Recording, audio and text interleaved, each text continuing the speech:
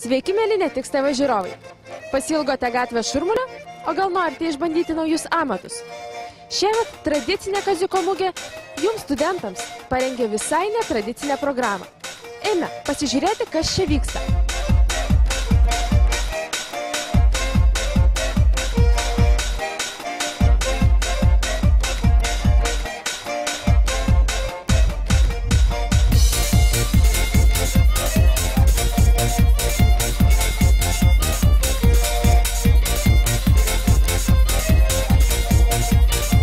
Ar daug jaunimo domisi senomis knygomis?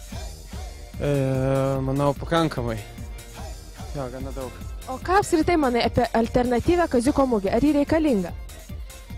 Manau, kad labai reikalinga, nes labai daug atsirado tokių pardavėjų, kur Maksimos prekes pardavinėja ir iš Gariūnų prekes, tai aš manau, kad tokia kultūrinė mugė labai reikalinga.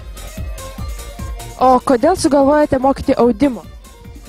Kad neatrodytų kažkokia apgaubta paslaptinga aura tas audimas, o visiems paprastas žemiškas dalykas pabandytų tiesiog. O kur pati išmokai austi? Akademijai. Smagu, patinka? Taip, specialybė.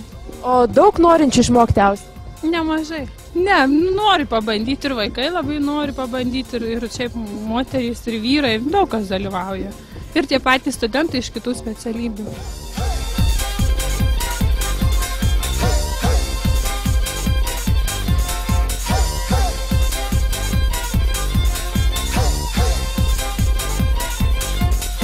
Užrašyta 1001 idėja. Kokios čia idėja?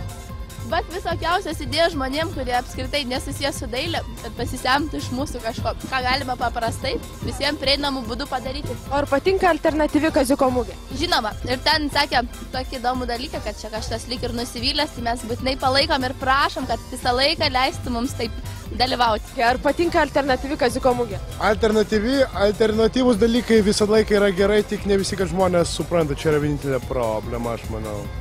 Nu, šiaip labai įdomu ir labai įdomus darbai ir labai daug įdomių žmonių, bet kai kurie žmonės tiesiog to nesupranta, jie vaikšto ir tiesiog, o kas čia, o ką, o dėl ko tai brangiai, nu, žmonėm dar tokio trūksta šiek tiek tokio jutimo gal daugiau.